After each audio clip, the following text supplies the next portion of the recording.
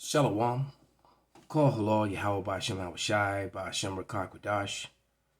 Double honors unto the apostles, double honors to the elder bishops. Salutations to all my fellow laborers doing this work in truth and sincerity, risking their lives and their freedom to do so now more so than ever. To the scattered elect that are scattered around the four corners of the earth, that be like unto the speckled bird, the Israelite foreigners. And to the Akwaf that are listening and learning, to you I say Shalom. This is your brother Malcolm from the branch of the Great Millstone here in Chicago, coming at you with another lesson in truth. And there was a video that I was meaning to get to about 3 days ago that, I hadn't gotten to it, distracted and doing other things. But it's for the TikTok corner. It is also going to be purposely put up on the critical race historical facts channel 2, the critical race historical facts channel 2. All right, that one. But there was this guy on TikTok, basically, who was coming against the 12 tribe chart, and even though he mentioned IUIC, he mentioned the 12 tribe chart that is wrong, and IUIC uses the correct 12 tribe chart. Now, they break down a lot of other things incorrectly and wrong, but they would definitely teach you the truth about who the tribes are. I have no quarrel, no problem with IUIC when it comes to that portion of their doctrine. They definitely have the right breakdown of who the 12 tribes are. So I'm looking at this. I went to the Jewish Encyclopedia.com of the word Azareth. And this is by Morris Jastrow and J.R. Kaufman Kohler. So these are Jewish guys here.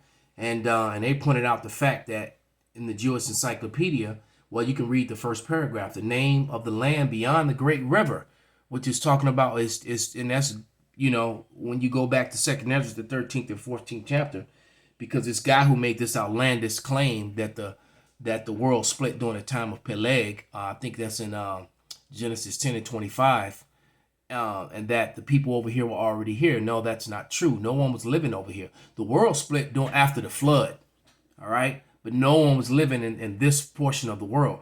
Everyone was living in the east. No one was in the western portion of the world, all right? The Israelites were the first to come over here and actually inhabit this land. There's evidence that the Africans, the Hamites were coming here, that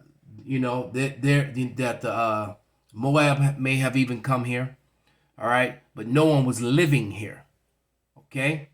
So anyway, reading this definition in the Jewish Encyclopedia says, the name of the land beyond the great river, far away from the habitation of man, in which the 10 tribes of Israel will dwell, observing the laws of Moses until the time of restoration. And he mentions 2nd Ezra, the 4th chapter, all right? The 13th verse right there, okay? And then it says, Columbus identified America with this land. See K. Serling's Christopher Columbus translated. Guess what I have in my hand? Mayor K. Serling's, all right, Christopher Columbus translated. Right here in my hand. Okay? Christopher Columbus and the participation of the Jews in the Spanish and Portuguese discoveries.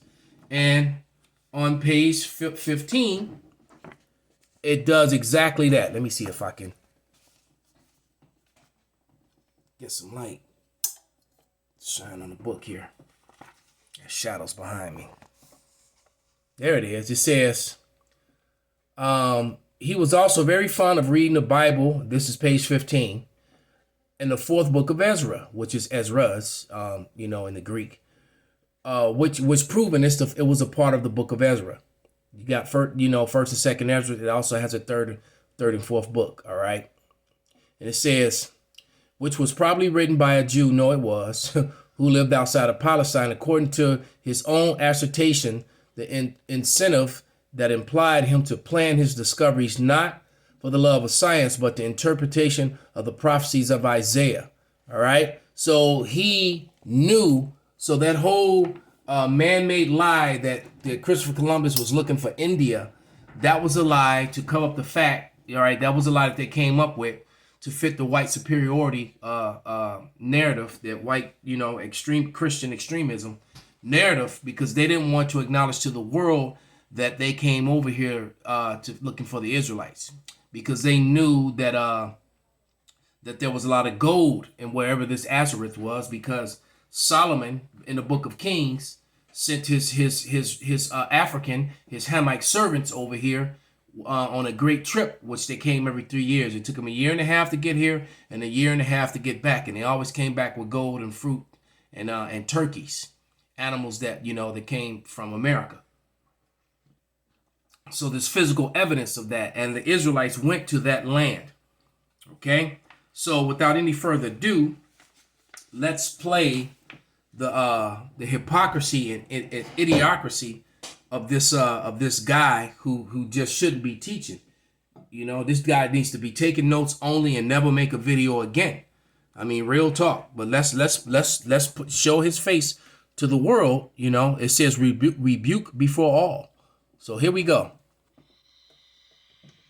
If I don't say nothing, I'm gonna leave too many people in the dark. So I'm forced to call out IUIC with this false doctrine. You get trying to give people a false sense of empowerment, telling lies. It don't take that. The truth can't be disproven. Now, if you read up in the corner there, it's too small, so I'm going to read it. It says, I'm Puerto Rican. Trust me, I know I am a descendant of the chosen nation. If anyone denied me, they will get denied in the kingdom. And there's a lot of truth to that statement. So I just wanted to read that. That's what it says right up there in the corner there. All right. The so-called Puerto Ricans are definitely the tribe of Ephraim. Hands down. As a matter of fact, barely 2 years ago, they just found some Hebrew relics written in the ancient Paleo Hebrew, the block Hebrew, which came before the Assyrian script, which is used today, which I actually prefer. It's easy to learn, and sometimes I just don't even want to deal with the Assyrian script, just out of defiance of the the lies. Okay, because the people who are connected to that and use that script. So, but nevertheless, they found they found these relics in Puerto Rico. All right, so you'd have to explain that. But here we go. Israelite chart, the tribe chart is fake. It's false. One of y'all made it up. You didn't get that out of no book. So he's coming with that black only Israelite thing. Let's put something into perspective. Everybody open your Bible to Genesis 10:25. The earth was divided in the day of Peleg. Earth did this in the day of Peleg. It split in the day of Peleg, Genesis 10:25. Now, it's 221 years between Peleg and Abraham. It's another 100 years before.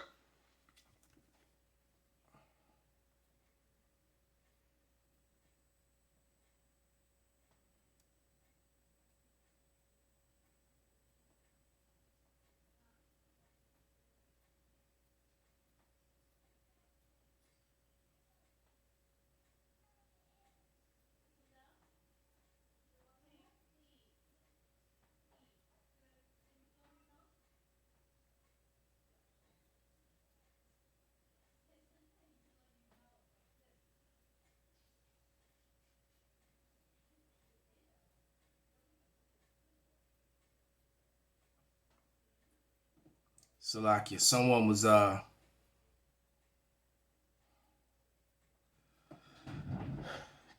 constantly trying to call me, and I was trying to avoid their information popping up all over the screen. They horrible timing.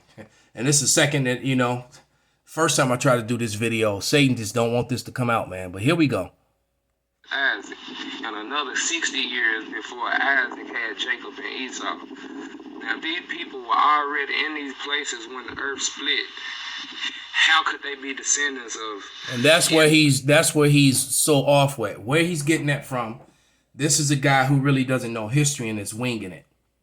All right. I doubt if he was even taught that. He more than likely came up with that on his own. All right. More likely than not, he did that. Okay.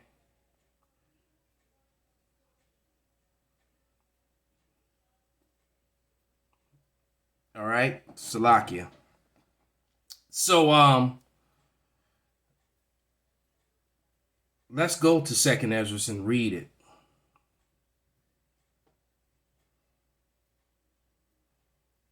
This is Second Ezra 13 and start at verse 40, and it reads, "Those are the 10 tribes which were carried away prisoner out of the land of the time of Hosea the king, of whom Salmanazar the king of Assyria led away captive, and carried them over the waters, so they came into another land. But they took counsel among themselves that they would leave the multitude of heathen and go forth further into a further country where never mankind had dwelt. So they chose to leave from among the heathen that they were among in what the world ignorantly refers to as the Mideast. All right, and it says, and they that they might there keep their statutes that they never kept in their own land. And so you got the Jewish Encyclopedia and this book from the 1800s translated to English, Mayor K. Serling's book, documenting the same that Christopher Columbus came over here with the intent on finding the lost tribes. Okay, so they were there, and there are hundreds of books written on this subject matter in the 16, 17, and 1800s. All right, so they've always known that the natives of the Americas were Israelites. They've always known that. Okay, they knew that they were Gad and Reuben. Okay, for that part, and the rest of the northern kingdom. All right, but it's specifically in North America. It was Gad and Reuben here. You know, Gad being a smaller tribe on the southeast, and then the majority of the rest of America, Gad, and even some parts of America, Issachar. Okay, but it says, and they entered into the Euphrates by the narrow places of the river, and that's what was spoke about when we read Mary Kay Shirley's book. All right, for the Most High showed them signs and held still the flood till they were passed over. So they came down into the Indian Ocean, or is it the Indian or Arabian Ocean? I forget which. And then they came down into that, down around Madagascar, in between Africa and Madagascar, around the Horn of Africa and over into the Americas. That's where they came. All right, and it took them a year and a half to do so, to go in one direction. All right, and it tells you that. It says, for through the country there was a great way to go, namely a year and a half, in the same region is called Asareth, and we're reading about it. So Asareth is identified by the scholars in the 16, 17, and 1800s as America. But see, teaching that today, modern day, that's going to mess up the whole Judaism thing and them being the people of the Lord. So they try to get away from that for the most part. Okay? That's what they do. So let's bring up another video where a guy gives overwhelming evidence, and then I'm going to add to it with some stuff from the Lost Tribes and Promised Lands from Ronald Sanders, and the little background on Ronald Sanders. This scholar here, let's show the book. Ronald Sanders set out to disprove that the natives were Israelites. All right, let me hit the light again. He set out to disprove that the so-called natives of the Americas were the Israelites. But then when he started doing his research, he found out that there's no way that they're not. That these truly are, the lost tribes. And the truth be saying, they were never lost. They've always known. That was just a convenient thing for white Christian extremism to say that to get around the fact of what they were doing here in the Americas, or say that the tribes were someplace where white people were. All right, or anything that uplifted white superiority is what they would teach. So all this evidence basically got swept under the rug. Even in 1783, the president of the Smithsonian Museum of the Smithsonian, he basically declared any artifacts or relics prior to Christopher Columbus could not be used or displayed.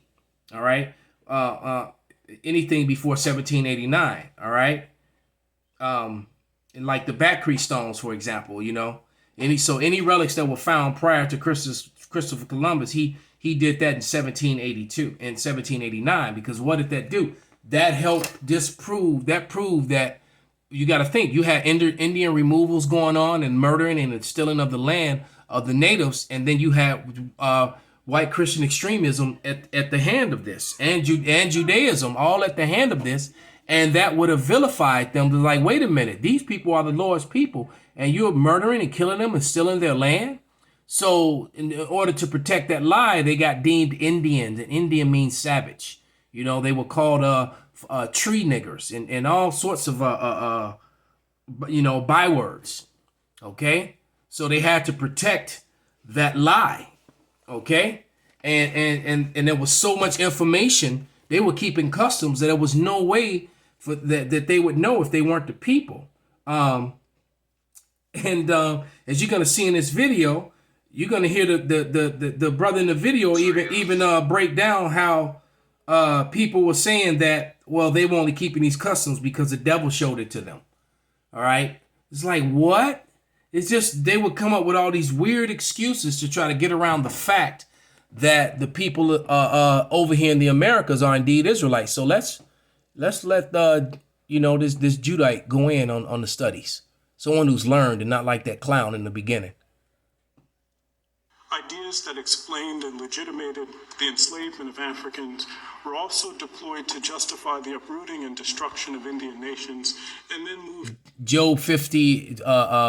Jeremiah 50 and 33, when it talks about how Judah and Jerusalem, being the northern kingdom and the southern kingdom, so-called natives and so-called African slaves, were oppressed together. So that happened here in the Americas. Okay, but let's go. Unbound through Western thought. The century-long descent of the Indian in the English mind, for instance, from lost Jews destined for Christianization and assimilation. That's Romans 9:26. We're going to read that. For extinction was one branch of a body of social ideas that transformed the intellectual and institutional cultures of Europe and the Americas. Those ideas had histories. Christians believed Indians to be a lost tribe of Jews. Catholic missionaries in the Spanish colonies, like their Protestant peers, and the ones that did got silenced. All right, those books got put on the shelf. Felt compelled to address the lineage of Indians, which had consequences for Christians' relationships with Native Americans. See? Early Spanish invaders looked for resemblances between Indian cultures and Judaism, and commonalities between indigenous languages and Hebrew. As we know, Christopher Columbus brought Luis de Torres, a converso, with him as Hebrew interpreter. Converso, meaning he was a Moreno, a so-called black man. All right? He brought him over to interpret Hebrew because Christopher Columbus knew he was going to encounter Hebrew-speaking people. Meet on the other side of the world. By the 1560s, Spanish clerics were debating whether Indians were descendants of one of the lost tribes of Israel, or if perceived similarities to the Jews were products of a satanic manipulation. You hear that garbage? Domine Johannes Megapolensis encountered an elderly Indian woman who was likely Mohawk, and who repeated part of the Iroquois creation story, which included, in fact, the story of a divine feud between two brothers. Domine Megapolensis took this as a variant of the story of Cain and Abel, and further evidence of the Jewish heritage of the Indians. We would say Israelite heritage, not Jewish heritage. Jewish is made up. The suffix ish means to be like. Okay, it wasn't the 12 tribes of Jewish, it was the 12 tribes of Israel. All right, so I'm just gonna read a portion of from the Lost Tribes and Promised Lands, an encounter with Francisco. All right, and I'm gonna start on page 364. Let's see. I'm gonna start on page 364. Right here about where it says waving a banner high in the air. All right, because they went on a boat ride, and it says waving a banner high in the air. Can we see that through the camera? Oh, there it is. Yeah, you can't see it. Waving a banner high in the air, the Indian guide soon was greeted by a puff of smoke far beyond the other bank of the river. In response to his signal, the two men waited. Eventually, a canoe appeared bearing 3 men and a woman, all Indians, they call them savages, to the place where Francisco and Montezuma were standing at the water's edge. The woman got off and spoke to Francisco in an Indian tongue that Montezuma could not understand, although he could perceive that he was being identified in the conversation. She turned to a male companion to explain the situation. Upon hearing his words, they rose, went over to Montezuma, and to his utter astonishment said, Shema Yasharallah, Yahweh Alahayanawa, Yahweh Akkad. They didn't say Shema Yisrael Adonai. They didn't say that. That's the Yiddish influenced Hebrew which is used today. All right, which means, hear, O Israel, the Lord our God, the Lord is one. And that's what I was talking about, the block Hebrew, ancient Paleo Hebrew versus the more modern Assyrian script, when they added the vowel points and added the extra things that were added on by a Jewish scholar in the late 1800s. All right, about the mid to the late 1800s, he added those to make improvements on the language, so what they speak is not a pure language. It says they have recited the Hebrew fundamental creed of Judaism. Remember, they didn't. It was because the Hebrew Israelites did not practice Judaism. They weren't the 12 tribes of Judaism or Jews. They were the 12 tribes of Israel. Each tribe was different, but yet the same. It says a brief conversation ensued. Their common ancestral tongue, according to Montezuma's, whose fluency in it almost perplexing to the reader of the narrative, as the 3 mysterious new companions, they told him where themselves and the tribes of Reuben, that's my tribe, and that the tribe of Joseph lived on an island nearby. The day when they were last to issue the forth into the world was coming, they explained, but the meantime, they could not allow visitors to cross over to them. They were willing to make an exception in the near future, however, on the account of their need for education, for though they spoke Hebrew, they could not read or write it. Who Montezuma, especially if they were, if they were using that new form of it. It says Montezuma send them 12 Salakia. Would Montezuma send them 12 bearded men to be their teachers, meaning rabbis? He said he would. The 4 strangers returned to their canoe, paddled back across the river to disappear from view. Francisco told Montezuma all he knew about these people from his own traditions. All right. His ancestors, their eternal shame, all right, had indeed made war on them and persecuted them. All right, so we went through these curses. These are the curses of Deuteronomy as punishment. All right, though, and the curses that are upon us. I mean, look at the headline news. Look at what's happening in Chicago as lately. All right, those are the curses that will befall the Jews, not the Israelites. Not everyone. Okay, and not the Jewish, because those curses aren't upon them because they're not the people. All right, it says, only the sources of his tribe have perceived that they were a special people. All right. So he's telling him that the witches, this heathen is telling him that these the witches in his tribe that knew that the Israelites, that these people were special. Only the sorcerers of his tribe have perceived that they were special people and had given warning that they should be left alone. The God of these children of Israel, not Jewish, the God of the children of Israel is the true God, they had said, and everything inscribed in their tablets is true. At the end of days, which we're near, or which we're in, they will be lords over all nations of the earth. And that's exactly what's going to happen. All right. And that's why they've hid this history the way that they have. So with that, I want to give all praises, glory, and honor unto Yahweh by Hashem Now Shai, by Hashem Rakak Wadash, Wa Ababa Bal, Kwam Yasharala Shalom.